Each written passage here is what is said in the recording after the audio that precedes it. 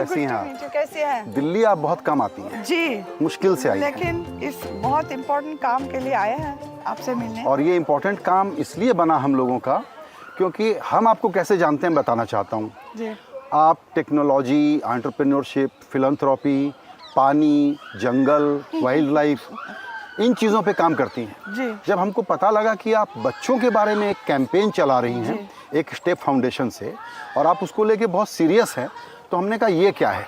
फिर आपकी टीम ने पूछा कि एनडीटीवी जनरल न्यूज़ चैनल है, उसको इसमें क्या इंटरेस्ट। तो हमने बताया कि हमारे दिल के करीब है, इसलिए हम यहाँ आज आपसे बात कर रहे हैं।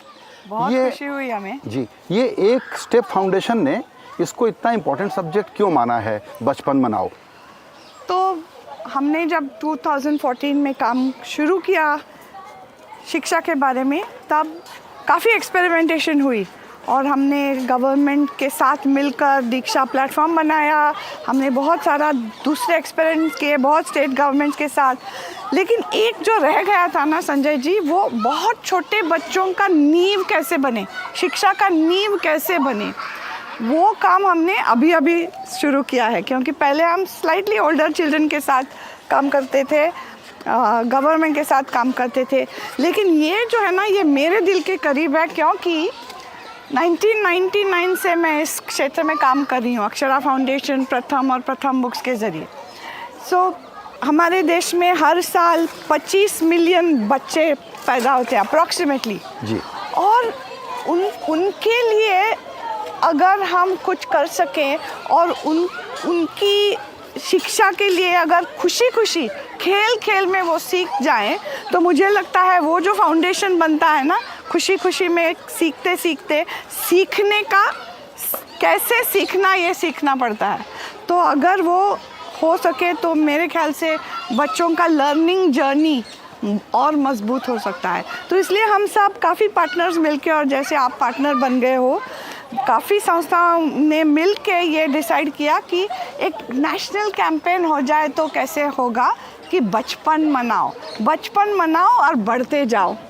तो हमने काफ़ी रिसर्च भी किया, क्योंकि ये बहुत इम्पोर्टेंट बात है कि अगर छोटे बच्चों को हम ध्यान से और प्यार से काफ़ी चीज़ें दिखाएंगे, उनको हमेशा कुछ सुनाते जाएंगे, तो actually they learn very fast. Because I also learn a lot that in the first few years of life, millions of neuronal connections get created every second in the small brain. Right. And if we can make that a very solid foundation. कितने साल का? 0 to 8 years तक जी, brain इतना सीख रहा है, इतना absorb कर रहा है, जितना हम बच्चों को देंगे वो उतने सीखते जाएंगे। तो यही आइडिया है कि एक क्या कहेंगे, सामाजिक एक ध्येय, उद्देश्य, मिशन बने कि सब हमारे बच्चों को खेल खेल में सिखाना है। जी, तो हम लोग तो ये सोचते हैं कि बच्चों का बड़ा ध्यान रखना है, अच्छी बात सिखाना है, डिसिप्लिन में रखना है। कई जगह हम फिर ओवर पेरेंटिंग कर देते हैं जी।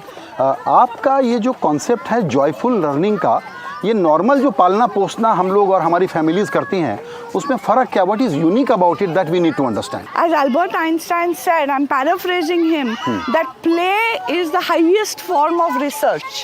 Because when a child is playing freely, like these children are playing around us, they are observing, they are learning. हर एक पल वो कुछ सीख रहे हैं। वो बच्चा झूले पे है, वो सीख रहा है मोशन के बारे में। अगर मैं उसको बताऊं कि बेटा मोशन ऐसे होता है, वो कितना बोर हो जाएगा। खुद अपने एक्सप्लोरेशन से वो सीख रहा है, और ये बहुत इम्पोर्टेंट है पेरेंट्स को जानने के लिए कि ऐसे ही उसका ब्रेन डेवलप हो रहा है। बिल्कुल।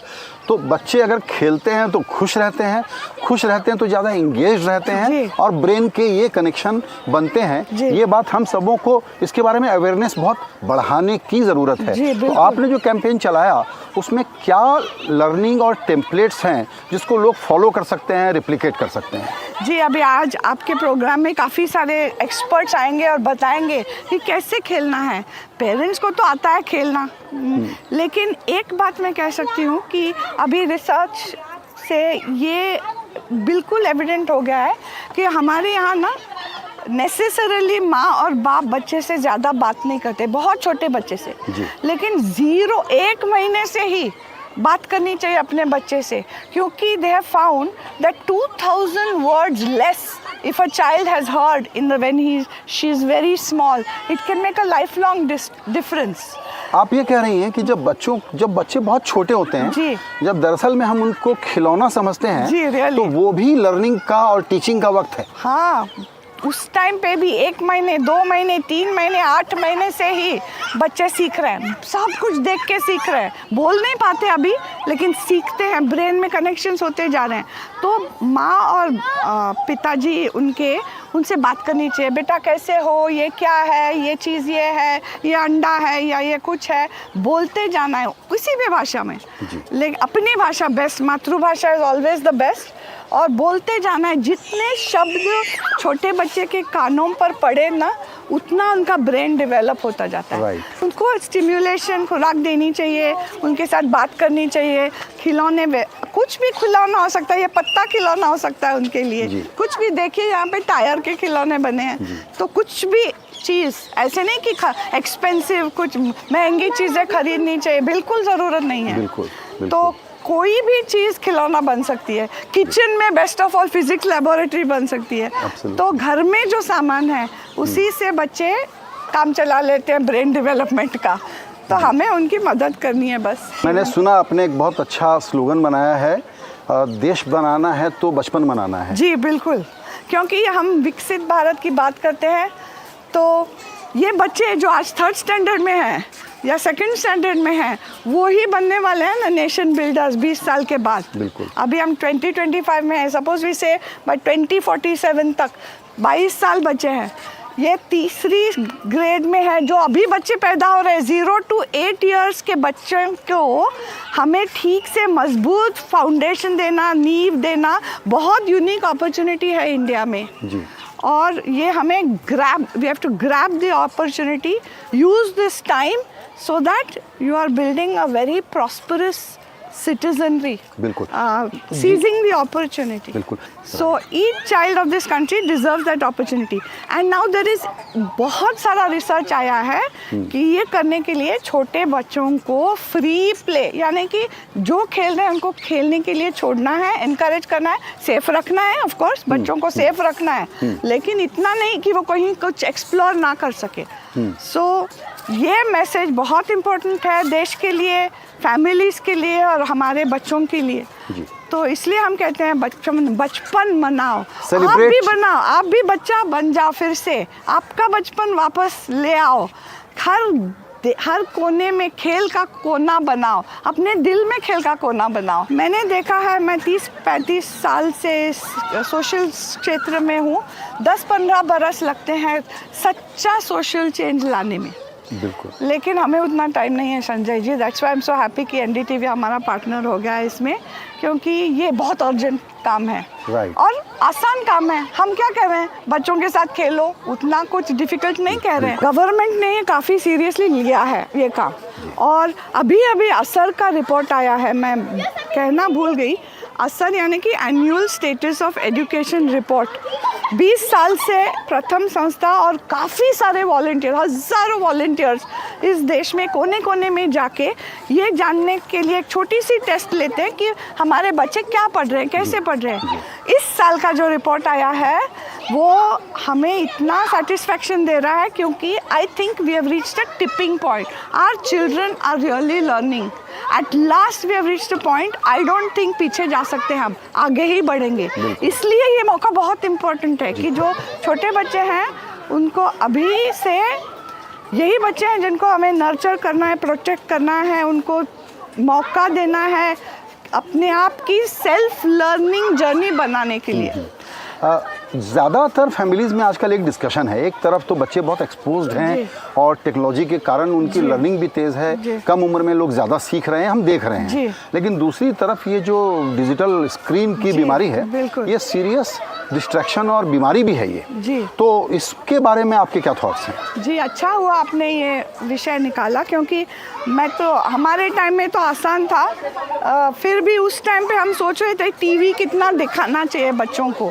आज तो बेचारे पेरेंट्स तो कितने हताश हो गए हैं, क्योंकि बच्चा रो रहा है, हाथ में यूट्यूब दिखा दो। हाँ, वो तो है, बराबर ही है, क्योंकि पेरेंट्स भी काफ़ी थक जाते हैं, काम में रहते हैं। अब हमें लगता है बच्चों को एक स्क्रीन देने में क्या हर्ज है, लेकिन अनफॉर्चुनेटली ये बात सही नहीं है।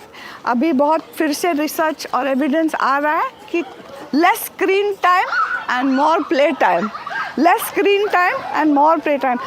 स्क्रीन दे दीजिए डेफिनेटली, क्योंकि ये तो डिजिटल एज है, स्क्रीन के बिना नहीं चलेगा उनके जीवन में जी। लेकिन जितना कम हो सके उतना, और फ्री प्ले और प्ले टाइम बाकी बच्चों के साथ बाहर ऐसे अच्छे वातावरण में, वो बहुत इम्पोर्टेंट चीज़ है। और मैं जानती हूँ कि पेरेंट्स कहेंगे कहने में आसान है, हाथ से वो फ़ोन निकालना बहुत मुश्किल जी। इसलिए थोड़ा सा ज़्यादा काम करना ही पड़ेगा पेरेंट्स और बाकी लोगों को, कि आपने कैसे सीखा बच्चों को। अभी मेरा पोता है, वो जब 8 महीने का था तभी से उसको एनिमल्स में बहुत दिलचस्पी है, तो हमने उसको एनकरेज किया, यानी कि उसके ऊपर कुछ फोर्स नहीं किया।